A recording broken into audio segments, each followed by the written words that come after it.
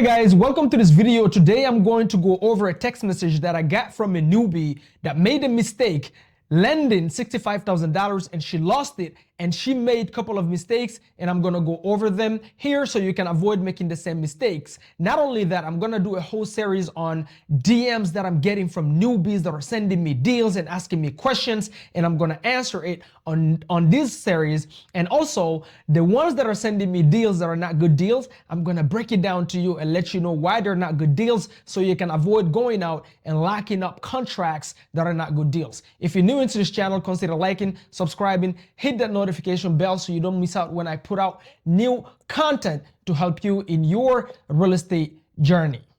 Boom. So let's get into it, guys. What is she saying? This is a newbie, but she's not really new in real estate because she's been licensed for a minute. She's had listings, she's sold properties, but she's newer on the lending side, meaning she went and lended on an investor's deal that was looking to do some fix and flips, right? So she became what is called a private lender. If you don't know what a private lender is, the key word is private. This is people that you have a relationship with. It could be somebody that has a regular 9 to 5 and you've connected with them at a networking event, or you connected with them online. You guys connected, they became in your network, and now they're lending money to you from whatever, it could be from their saving account, it could be from their IRA account, and they're lending you for a return between 8 to 12%. Now, here's the reality. If you've never lended before, or if you're newer on the real estate investing side of things, whether that be you buying the property or you lending, in this case, how she lost the money is a couple of mistakes she made.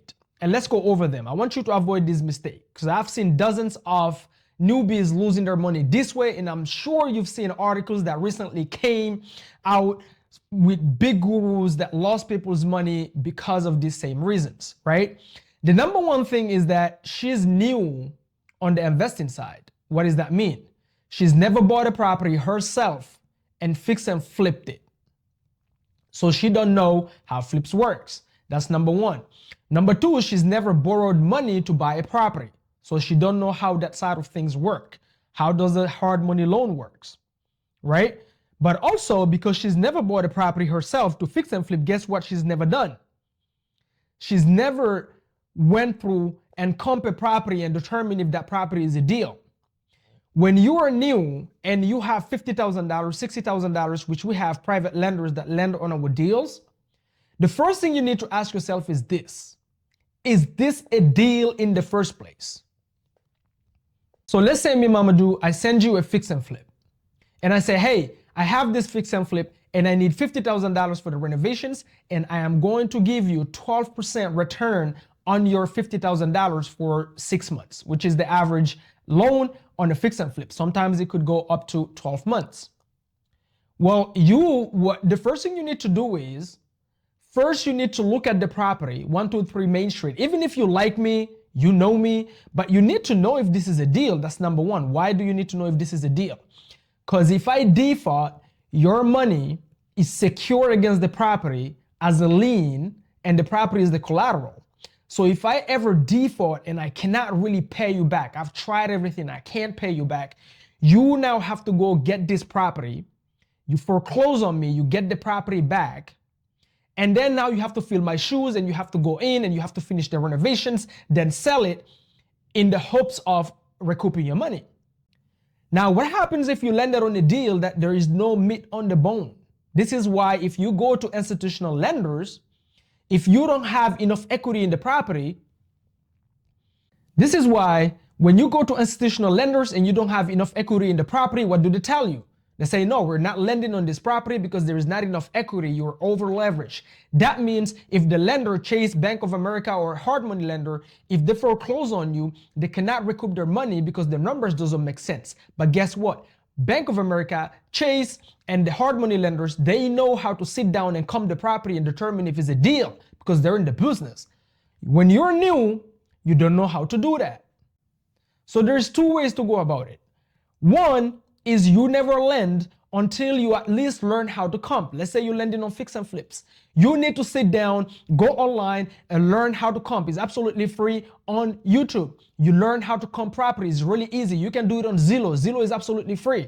You can comp a property and determine if those numbers make sense. Let's say hypothetically I come to you, I say, hey, my purchase price on this property is $150,000. And after I fix up the property, I'll only be able to sell the property for $180,000.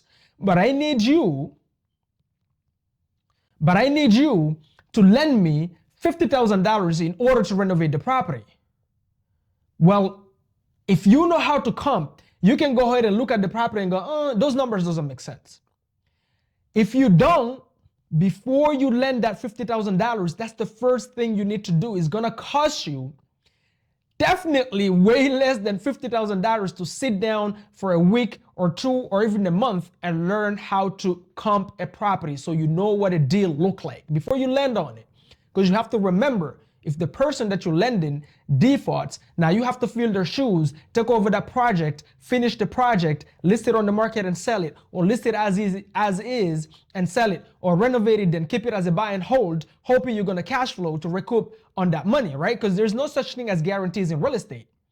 Whoever is borrowing the money from you can determine, hey, when I buy this property and I renovate it and I fix it, I'll make $30,000, but they cannot guarantee that because anything can happen on the market once they list the property. So that's the first mistake that newbies make. What she didn't do and she didn't know how is how to determine what is a deal and what is not a deal. And she didn't take the time to learn. So she got too excited. I have $50,000 laying in my savings account. I'm listening to all these gurus online. They told me if I put it in real estate, I can get 10%, I can get 12%, I can get 15%. Ooh, I need to put my money to work. And then she lended the money and she didn't know how to determine what is a deal. So if you don't know what company is, please look it up online.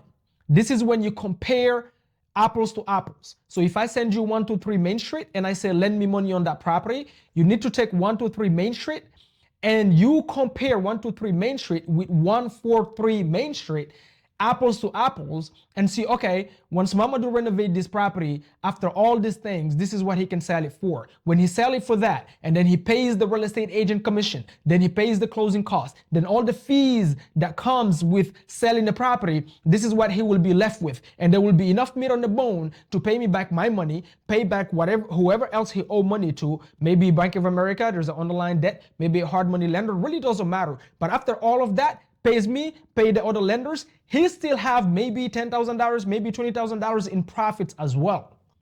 That's a safe investment. That's a safe deal to lend on. But how would you know that?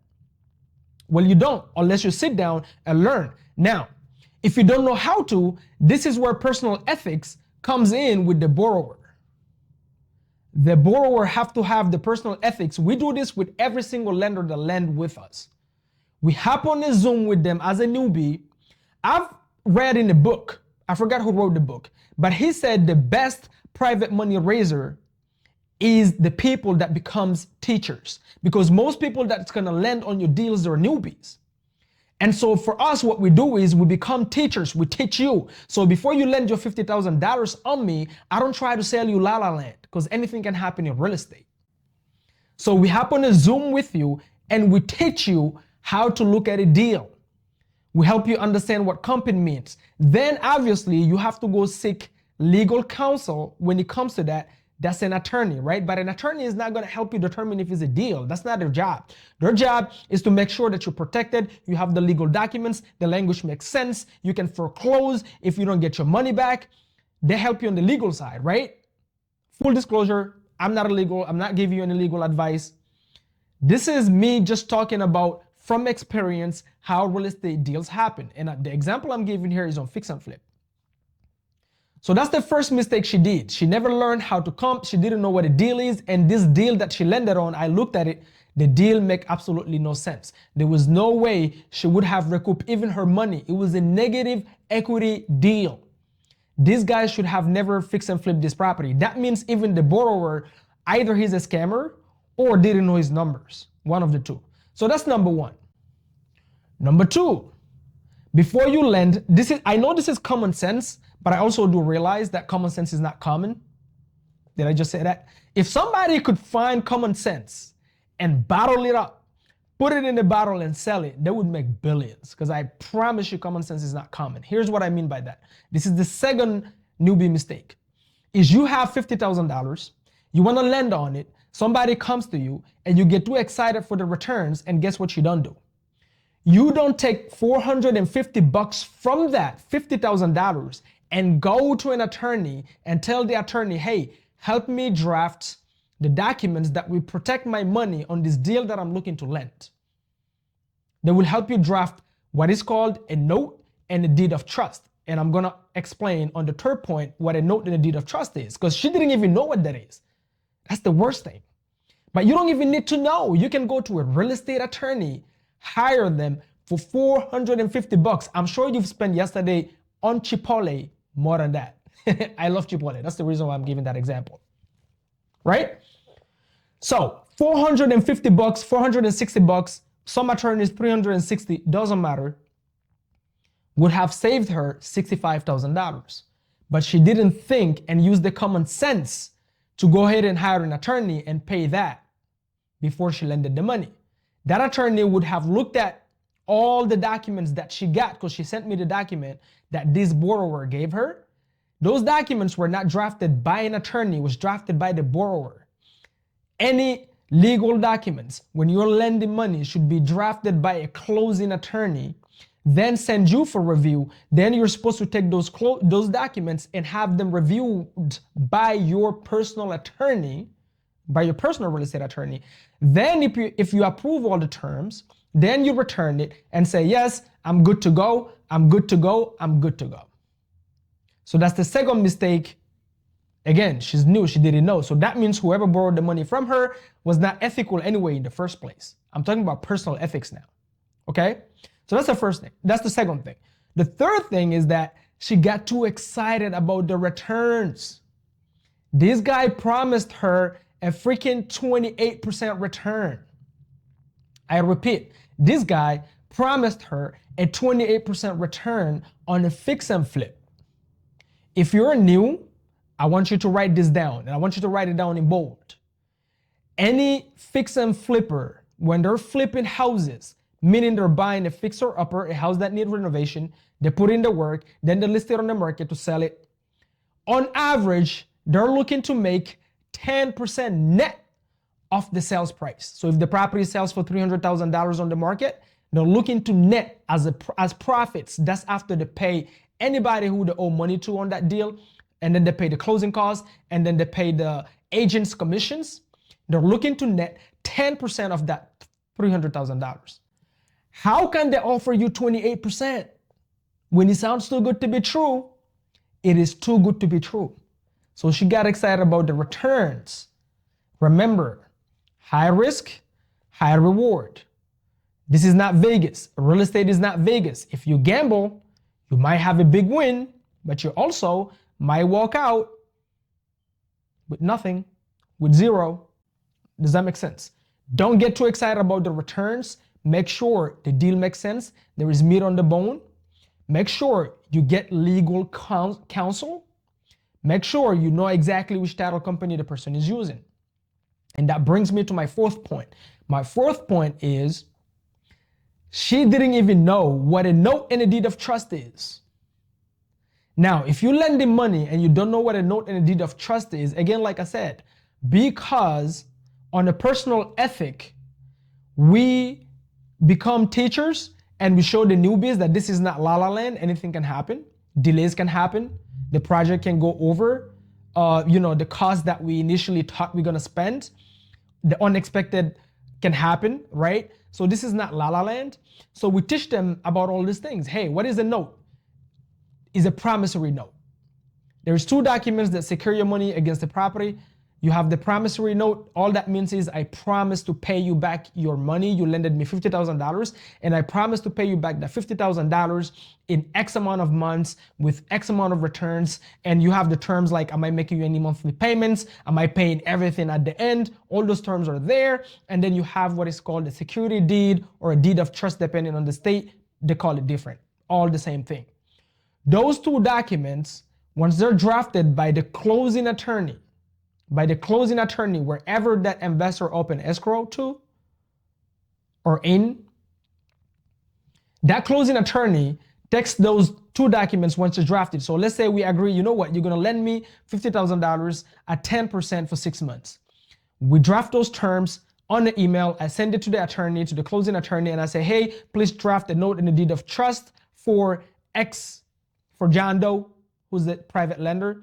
Then the closing attorney draft all of that, then send it to John Doe. Then John Doe review that, yes, this is the terms I agreed with Mamadou. Then you have your attorney review to make sure that everything looks good.